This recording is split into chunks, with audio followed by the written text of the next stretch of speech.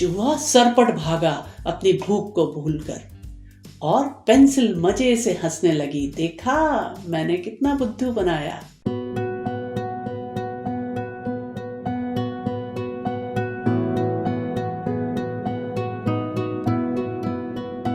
क्या आपके यहाँ भी कोई बौद्धिक अक्षमता से ग्रस्त है? क्या आप ऑटिज्म के बारे में जानते हैं? क्या आपके यहाँ भी किसी को सीखने और समझने में दिक्कत होती है? क्या ये बच्चे कभी कुछ कर पाएंगे?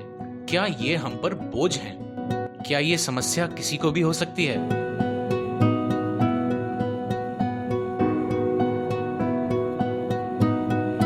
जानिए इन सभी सवालों के जवाब हमारे इस प्रयास एक आउटरीच में।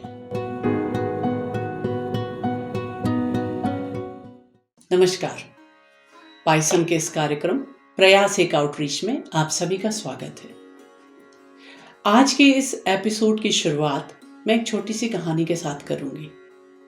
एक चूहा था, उसे बहुत जोर से भूख लगी थी।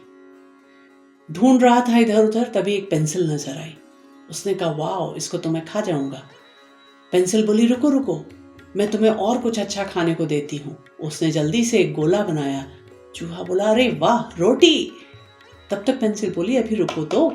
उसने उसके ऊपर एक और गोला बना दिया। चूहे ने कहा, दो दो रोटी।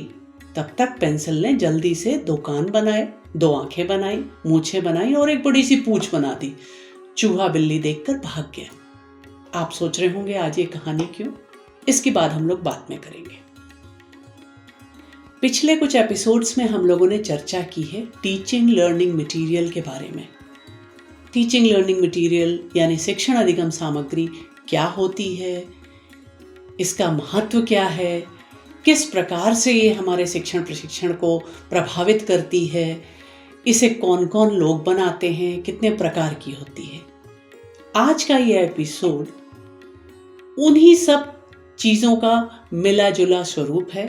ये एक सारांश है पूरे पिछले एपिसोड्स का। तो बात करते हैं शिक्षण अधिगम सामग्री की उपयोगिता की, किस प्रकार से यह शिक्षण प्रशिक्षण की प्रक्रिया को आसान और प्रभावशाली बनाती है। कहा जाता है कि ये सहायक सामग्री या शिक्षण सामग्री एक खिड़की की भांति है, जो अपनी ओर ध्यान आकर्षित नहीं करती बल्कि प्रकाश को अंदर आने देती है।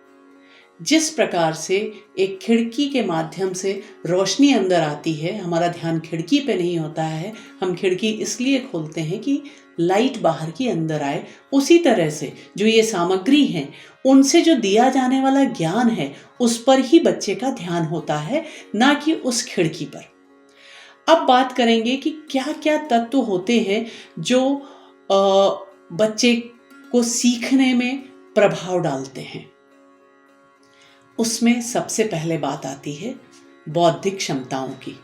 जैसे कि हम लोग जानते हैं कि बौद्धिक अक्षमता से ग्रसित बच्चे, जिनमें सीमित बौद्धिक क्षमताएं हैं, उनको पढ़ना लिखना या सीखना काफ़ी मुश्किल हो जाता है और उसका कारण उनका IQ लेवल कम होना है। सीखने को प्रभावित करने वाले कौन कौन से कारक हैं या तथ्य हैं, इसकी बात करते हैं।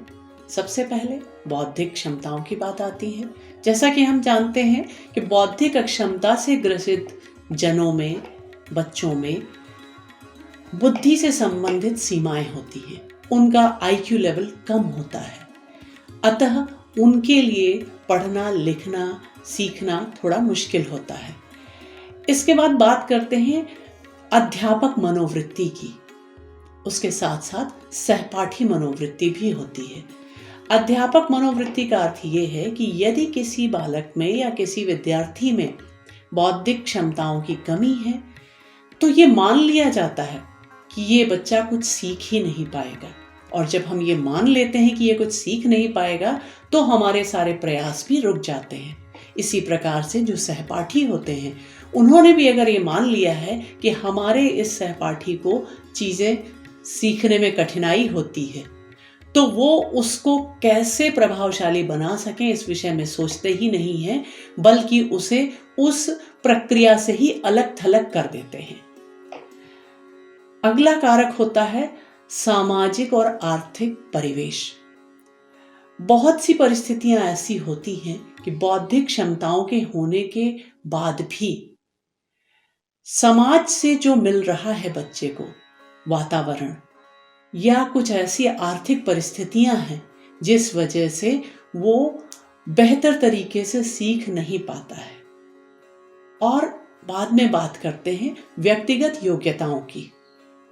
हो सकता है विद्यार्थी में या व्यक्ति में बौद्धिक क्षमताओं में भले कमी हो, लेकिन उसके अंदर अन्य कौशल कभी कभी इस प्रकार के होते हैं कि वो बहुत अलग चीजें बहुत अच्छे तरीके से सीख सकता है।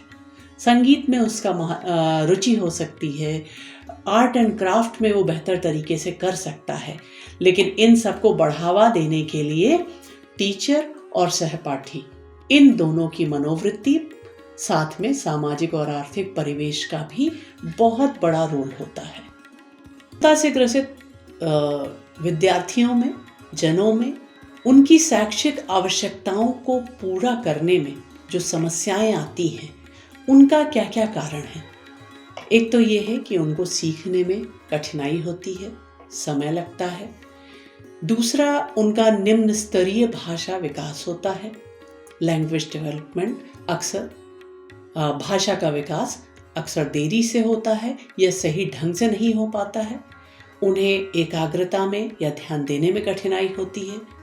समस्याओं को सुलझाने संबंधी कौशल निम्न स्तरीय हो सकते हैं, और स्मृति या याददाश्त का कमजोर होना। और कुछ बात करते हैं विशेष रूप से बौद्धिक अक्षमता से ग्रसित जनों के बारे में। इन्हें अमूर्त अवधारणाओं को समझने में बहुत कठिनाई का सामना करना पड़ता है। अमूर्त अवधारणाओं से संबंध है कि जो चीज़ों को हम उनके सामने प्रस्तुत न कर सकें, जिसके लिए उन्हें अपनी कल्पना शक्ति का प्रयोग करना हो। इसके बाद उन्हें निर्देशों को समझने में भी कठिनाई होती है, इसलिए उन्हें निर्देश बड़े स्पष्ट रूप से और भली भांति देने की आवश्यकता होती है। कारण और परिणाम, इस बात को समझना भी उनके लिए मुश्किल होता है कि कोई भी जो व्यवहार हो रहा है या कोई भी कौशल उन्हें सिखाया जा रहा है, उसको सिखाने का क्या कारण है और सीखने के बाद उसका क्या परिणाम होगा, इसको भी समझने में उन्हें मुश्किल होती है।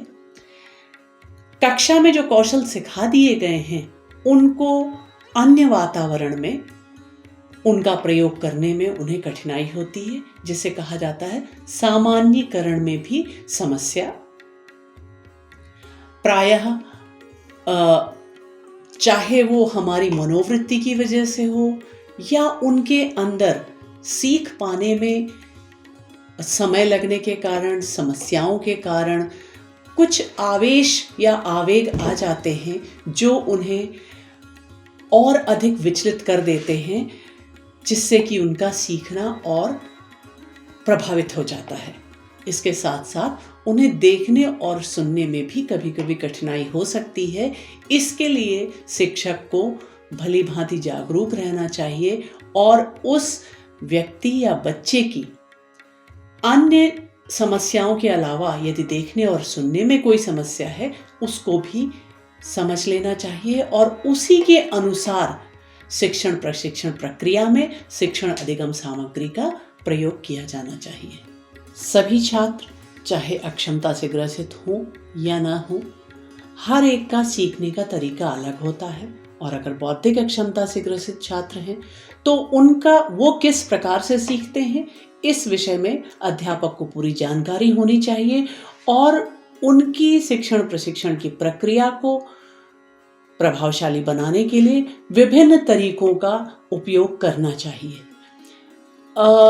जैसा कि हम लोगों ने कुछ पिछले एपिसोड्स में बात की थी एडगर डेल के कोन ऑफ एक्सपीरियंस की, उसको हम लोगों ने देखा था और समझा था कि जितना अधिक संवेदी माध्यमों का प्रयोग किया जाएगा, जैसा कि बात कर चुके हैं कि हम केवल देखकर या सुनकर नहीं सीखते हैं, हम देखकर, सुनकर, स्पर्श करके, स्वाद लेकर और सूंघ कर भी सीखते हैं।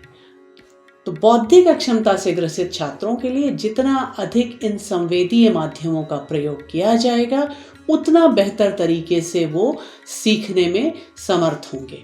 इनके लिए यदि हम खेल विधि यानी कि प्ले वे मेथड का प्रयोग करते हैं तो बच्चे बहुत अधिक शीघ्रता से और प्रभावशाली ढंग से सीखते हैं। खेल सृजनात्मक, सक्रिय, स्वप्रेरित और हर्षकारक होते हैं। सृजनात्मक, उनसे क्रिएटिविटी आती है। बच्चे तरह तरह के जैसे ब्लॉक्स वगैरह का हम लोग प्रयोग करते हैं, तो ब्लॉक का यदि प्रयोग हमने केवल किसी अल्फ़ाबेट या किसी अक्षर को सिखाने के लिए किया है, उसके अलावा भी बच्चे ब्लॉक्स को एक के ऊपर एक खड़ा करके बिल्डिंग बनाना, बैलेंसिंग करना, घर बनाना, इन सब चीज़ों को भी सीखते हैं। उन खेल माध्यमों में बच्चे एक्टिवली पार्टिसिपेट करते हैं, खुद सक्रिय रहते हैं और सीखने के लिए खुद प्रेरित होते हैं, और इन सब की वजह से उनके अंदर आनंद की भी उत्पत्ति होती है, उन्हें आनंद मिलता है। तो इस तरह से हम समझ सकते हैं कि जो TLM यानी कि टीचिंग लर्निंग मटेरियल या एड्स है, सहायक सामग्री है, कितना महत्वपूर्ण है। ये छात्रों के सीखने की प्रवृत्ति को प्रभावशाली बनाते हैं। छात्र सफल हो जाता है, जैसा कि अभी बात की हम लोगों ने खेल के माध्यम से। जैसे जैसे वो सफल होता जाता है उसमें आत्मविश्वास बढ़ता जाता है और वो आगे सीखने के लिए प्रेरित रहता है, प्रयास करता है। इसी तरह से कुछ शिक्षण अधिगम सामग्री का प्रयोग करके हम केवल कुछ कौशलों को ही नहीं बल्कि पढ़ना लिखना भी सिखा सकते हैं। उनके जो अवधारणाएं हैं, जो अमूर्त अवधारणाएं हैं, उनको मूर्त अवधारणाओं के साथ जोड़कर उन्हें कॉम्प्लेक्स आइडियाज़ को भी सिखा सकते हैं। तरह तरह के निर्देशों को लेना और देना भी सिखा सकते हैं। छात्र अपनी बारी का इंतज़ार करना सीख जाता है। इन सब के साथ छात्र सीखने के लिए आगे बढ़ता है। उसके अंदर एंग्जाइटी, जो असफल होने की चिंता होती है, वो समाप्त होती चली जाती है। वो उसमें बोर नहीं होता है, रुचि रखता है, और टीचर भी उस तरह से प्रेरित होते चले जाते हैं कि अरे छात्र ने इतनी प्रगति की है और हम इसको बेहतर तरीके से सिखा सकते हैं। लंबे समय तक उनको वो पाठ याद रहते हैं जो भी छात्र ने सीखे होते हैं, और बहुत सारे शब्दों की अपेक्षा चित्र छात्रों को सीखने में बेहतर तरीके से सहायता करते हैं। ये तो हम लोगों ने पहले भी बातों को देखा था, बातचीत की थी इस विषय में। आज का एपिसोड मैंने एक कहानी के माध्यम से शुरू किया। अब इसकी बात करते हैं। इस कहानी को अगर 2 या 3 दिन बाद आपसे पूछा जाए तो शायद आप भूल जाएंगे। आप शिक्षक हैं, माता पिता हैं, पढ़े लिखे हैं, बहुत सारे अनुभव हैं, तो छोटी सी कहानी आप याद रख सकते हैं। लेकिन अगर 1 महीने बाद पूछा जाए कि आपने इस एपिसोड में कौन सी कहानी सुनी थी, तो शायद आपको याद ना रहे। याद भी रहेगी तो उसका क्रम याद नहीं रहेगा, जबकि ये बहुत छोटी सी कहानी थी। इसी कहानी को यदि हम शिक्षण अधिगम सामग्री के साथ सिखाएं तो वो कितनी प्रभावशाली होगी, इसको भी देखते हैं। इस कहानी के लिए ये छोटे छोटे चित्रों के माध्यम से आप समझने का प्रयास करिए। चूहे की कहानी थी। एक छोटा सा चूहा था, वो इधर उधर भाग रहा था। उसे बहुत जोर से भूख लगी थी। तब तक उसे एक पेंसिल नजर आई। चूहा बोला, मैं तो इसे खाऊंगा, मैं तो इसे खाऊंगा, मेरा पेट भर जाएगा। पेंसिल घबरा गई, बोली नहीं नहीं, मुझे प्लीज मत खाओ, मैं तुम्हारे लिए और अच्छी चीज बनाऊंगी। चूहा खुश हो गया, बोला जल्दी करो, मुझे बहुत जोर से भूख लगी है। पेंसिल ने जल्दी से एक गोला बनाया। चूहे ने समझा ये तो रोटी है, वो और खुश हो गया, अरे वाह, मुझे तो बड़ी सी रोटी मिलेगी खाने को। भागा वो खाने के लिए। पेंसिल बोली अरे रुको रुको, अभी मत खाओ। तो पेंसिल ने एक छोटा सा गोला उसके ऊपर और बना दिया। चूहा बोला वाह, 2 रोटी, आज तो मेरा पेट खूब भरेगा। पेंसिल बोली अरे भी रुको तो, अभी बहुत अच्छी चीज मिलेगी।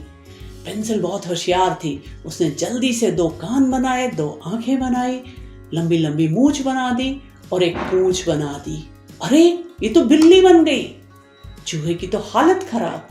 चूहा सरपट भागा अपनी भूख को भूलकर और पेंसिल मजे से हंसने लगी। देखा मैंने कितना बुद्धू बनाया।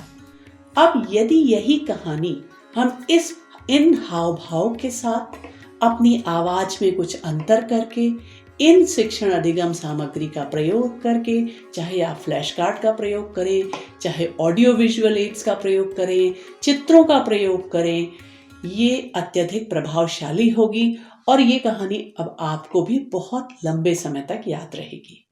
अपने सुझाव या जानकारी स्क्रीन पर दिए गए मेल आईडीज या फ़ोन नंबर्स पर आप साझा कर सकते हैं।